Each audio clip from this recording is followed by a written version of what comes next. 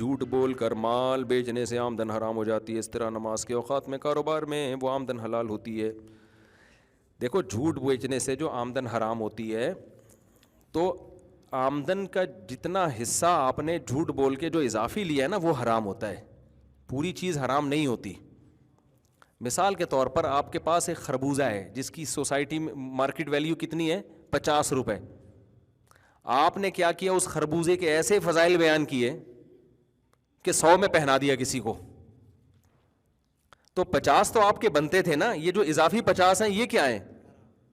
یہ جھوٹ بولا نا آپ نے، جھوٹ بول کے جو، تو وہ اضافی 50 روپے آپ کے لیے حرام ہوں گے، کیونکہ وہ پہنانے کا جو عمل ہوا ہے وہ اضافی 50 میں ہوا ہے، باقی تو اس کو 50 کا خربوزہ مل گیا نا۔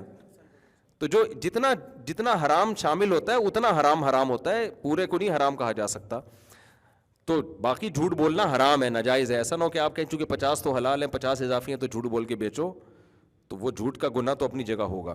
دوسرا مسئلہ یہ ہے کہ نماز کے وقت میں جو کاروبار کرتے ہیں تو ان کی آمدن حلال ہے یا حرام ہے؟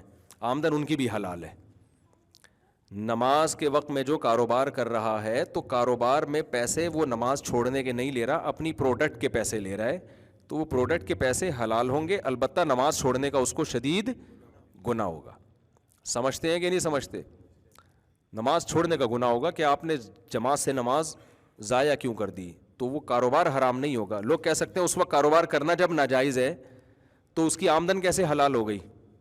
تو ہر ناجائز کام کی آمدن حرام نہیں ہوتی، اس میں دیکھا جاتا ہے کہ آمدن کس چیز کی لے رہا ہے۔ یہ سمجھتے ہو کہ نہیں سمجھتے؟ آمدن لے کس چیز کی رہا ہے؟ نماز چھوڑنے کی آمدن تھوڑی لے رہا ہے، یہ آمدن تو اپنی پروڈکٹ کی لے رہا ہے نا، کپڑے کی لے رہا ہے، تو کپڑا جب حلال طریقے سے کمایا ہے، اس کو کہتے ہیں کہ عارضے کی وجہ سے حرمت آ رہی ہے اس میں، اصل حرام نہیں ہے۔ اصل تو یہ کہ اپنے حلال کمائی کا خریدا ہوا کپڑا بیچ رہا ہے کسی کو، عارضہ کیا ہے کہ ایسے ٹائم پہ بیچ رہا ہے کہ جس ٹائم پہ کاروبار اس کے لیے حرام ہے۔ تو کسی عارضے کی وجہ سے، ایک خارجی چیز ہے یہ، عارضے کی وجہ سے جب کسی چیز میں حرمت آتی ہے تو وہ حرمت اس کی قیمت میں صلاحیت نہیں کرتی ہے۔ سمجھ رہے ہیں نا؟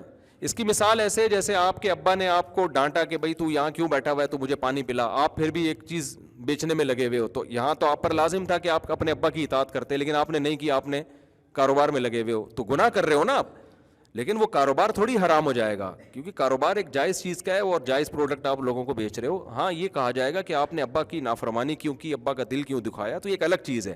تو ایسے ہی نماز چھوڑنا ایک بالکل ایک الگ چیز ہے، اس کا گناہ ملے گا، لیکن کاروبار حرام نہیں ہوتا اس سے۔